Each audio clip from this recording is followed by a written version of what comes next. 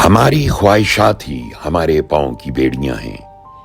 ارشاد باری تعالیٰ ہے، اور جو اپنے رب کے سامنے کھڑا ہونے سے ڈرا اور نفس کو خواہش سے روکا، اس کا ٹھکانہ جنت ہے۔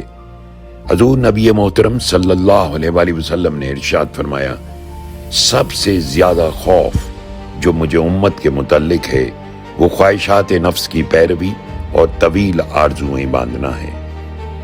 حضرت جنید بغدادی رحمت اللہ علیہ سے پوچھا گیا، وصول یعنی قرب خداوندی کیا ہے؟ کہا، خواہش کی پیروی چھوڑ دینا۔ ناخن سے پہاڑ کھودنا آسان ہے، مگر خواہش کی مخالفت کرنا بہت دشوار ہے۔ عبادتوں کی کنجی فکر ہے، اور اللہ رب العزت کی بارگاہ میں رسائی اور قرب کی علامت نفس اور خواہشات کی مخالفت ہے۔ حضور نبی کریم صلی اللہ علیہ وآلہ وسلم نے ارشاد فرمایا، مجاہد وہ ہے جس نے قرب حق کی خاطر نفس کی مخالفت کی۔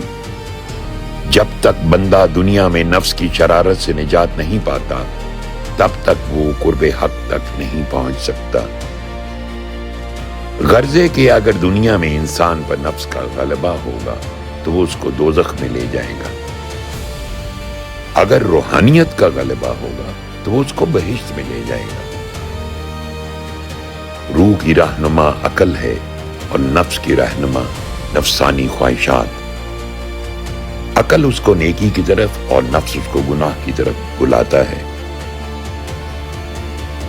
دنیا ایک پاگل خانہ ہے جس کے اندر مجنون جمع ہے، اور مجنون بیڑیوں اور ہتکڑیوں میں مقید ہیں۔ نفسانی خواہشات ہماری بیڑیاں ہیں اور گناہ ہماری ہتکڑیاں ہیں۔ ہمارے پاؤں کی بیڑیاں ظاہری ٹھوکروں کا سبب بنتی ہیں اور باطنی طور پر مایوسی اور نا امیدی پیدا کرتی ہیں۔ خواہشات اور ان کا حصول جسم اور روح کے تعلق کو کمزور کر دیتا ہے۔ اسی عدم توازن سے جسم کو بیماریاں لاحق ہوتی ہیں جو وجود کو دیمک کی طرح چاٹ جاتی ہیں۔ آئیے اس بات پر غور کریں کہ ان گنت خواہشات کا حصول ہمارے قلوب کو کیسے مردہ پن کی طرف لے جاتا ہے۔ مردہ قلب سے مراد دل کی وہ سختی ہے جب دل پر کسی نصیحت کا اثر نہ ہو۔